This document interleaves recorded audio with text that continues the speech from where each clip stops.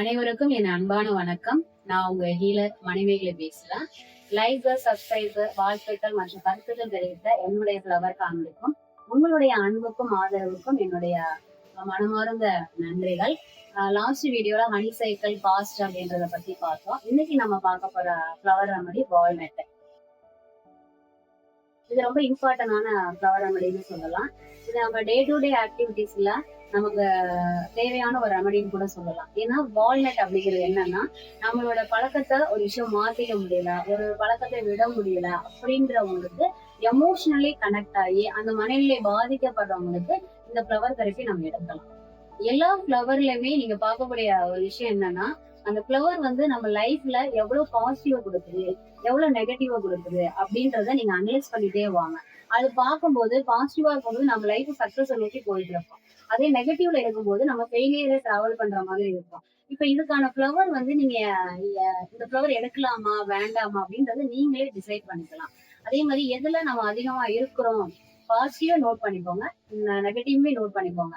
அப்ப வந்து ஃப்ளவர் ரெமடியில ஒவ்வொரு ஃப்ளவர்லயுமே இப்போ ஓவராலா 38 ஃப்ளவர்ல இருக்கு. 38 ஃப்ளவர்ல நம்ம எதுல வந்து ரொம்ப ஸ்ட்ரெஸ் ஆகுறோம் அப்படின்றத நீங்க பாத்துக்கலாம். ஸ்ட்ரெஸ் அப்படின்ற ஒரு வார்த்தையில நம்ம சொல்லிடுறோம். ஆனா அந்த ஸ்ட்ரெஸ் உள்ள நம்ம என்னன்றது நம்ம மனநிலையா பார்க்கும்போதுதான் ஃபேமிலியில இருக்கிறாங்களா, பினான்சியல் இருக்கிறாங்களா, ஹெல்த்துக்குள்ள இருக்கிறாங்களா அப்படின்றத நம்ம அனலைஸ் பண்ணி அதுக்கான ஃப்ளவர் தெரப்பி நம்ம கொடுக்குறோம்.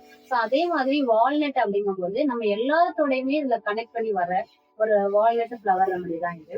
இப்ப நம்மளோட டீ பழக்கமா இருக்கட்டும், இல்ல அதிகமா மொபைல் பாக்குறது, டிவி பாக்குறது, இல்ல ஒரு விஷயத்தை என்னால விடவே முடியல அப்படின்றவங்க, மனநிலை பாதிக்கப்படுறவங்க இந்த ஃப்ளவர் தெரப்பி எடுக்கும்போது அவங்களுக்கான அந்த பாசிட்டிவான மைண்ட் சேஞ்ச் ஆகும், அவங்க லைஃபும் சேஞ்ச் ஆகும். நம்ம இது ஒரு கேஸ் டேக்கிங்கோட பார்க்கலாம்.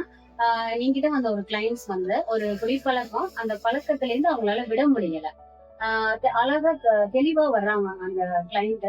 எனக்கு இதனால வந்து ஃபேமிலி வந்து ரிலேஷன்ஷிப் வந்து ரொம்ப சஃபர் ஆகுறாங்க, ஹெல்த் ப்ராப்ளம் இருக்குது, பினான்சியலி எனக்கு வந்து லாஸ் ஆகுது, எக்ஸ்பென்ஸ் ஆகுது, இவ்வளோ ப்ராப்ளமும் தெரியுது, இருந்தாலும் என்னால அந்த பழக்கத்துல இருந்து என்னால அதை விட முடியல, அதை என்னால மாத்திக்க முடியல அப்படின்னு சொல்லி அவங்க வந்து ரொம்ப செல்ஃப் அனலைசிஸ் பண்ணிட்டு இது கண்டிப்பா எனக்கு வந்து இதுல இருந்து வெளியில வரணும் அப்படின்றதோட வர்றாங்க.